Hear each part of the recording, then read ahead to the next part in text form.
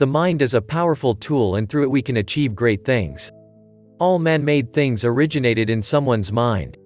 The human mind is an inexhaustible source of new thoughts. Every moment we think of something new.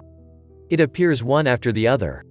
The difficulty starts when some of those thoughts we have are thoughts that hinder rather than help. Therefore, it is important to learn to control the mind to nourish thoughts that contribute positively to your life, leaving aside the opposite thoughts.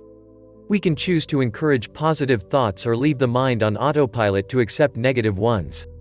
Taking this control can have a very positive impact on the way you feel and act, as a result, on your results. Welcome to Life Beyond Inspiration, a place where you are inspired to live beyond the oasis of inspiration. If you're not subscribed yet, you're missing out. Let's take a look at the process to help with this mind control. Number 1. Observe the thoughts. It is one thing to have a thought and another thing to be aware of it. As it happens to most people, a thought first arises. This one ends and moves on to the next one. Then, to the next, and so it goes on forever. This happens automatically in an endless chain. In this step, a new activity is added in this cycle. Observation of thoughts. You start to notice what you are thinking about, becoming more aware of it.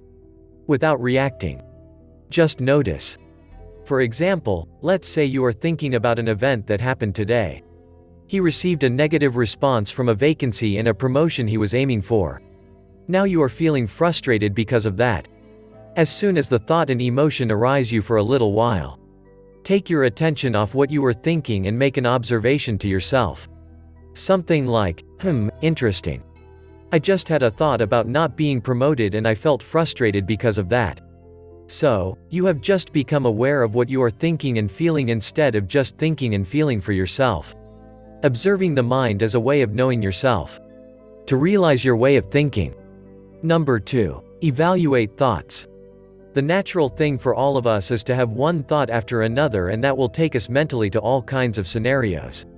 Sometimes scenarios that are not at all positive.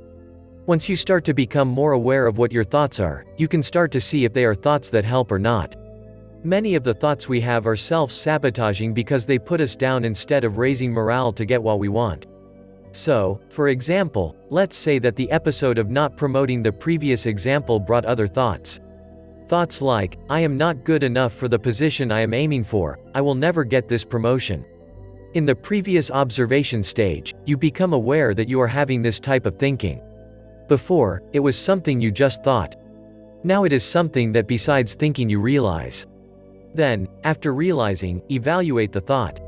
It makes this assessment from the perspective of those who want to identify whether this is a thought that is contributing or harming their lives. In that case, it is possible to realize that these thoughts are not good. Obviously, doubting your ability and thinking that you will never get the promotion will only serve to put you down, and then you will not be able to go forward. Number 3. Change your thoughts. Once you have identified the thoughts that are not good, you can change them. You can use your rational side to come to the conclusion that thinking in a certain way is not good for you. So, every time that kind of thinking arises, switch to another one that is more positive. For example, if I still didn't get the promotion, it's because it wasn't my time yet.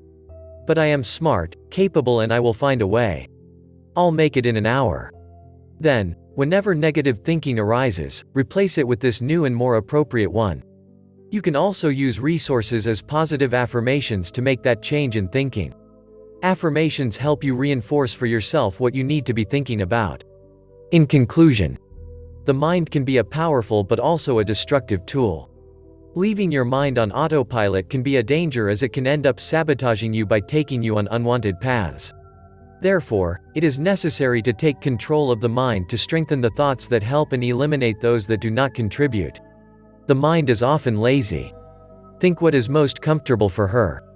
It is easier to be mentally making excuses than to think about the actions that need to be taken to resolve things.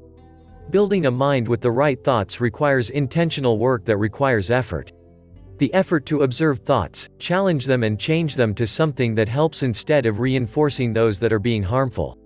Therefore, you need to pay attention to what you think in order to assess how healthy your thoughts are being for you and your goals. Bring conscious control to the way of thinking. The mind produces thoughts. But it is your intelligence that will decide which thoughts to encourage and take advantage of and which to ignore and discard.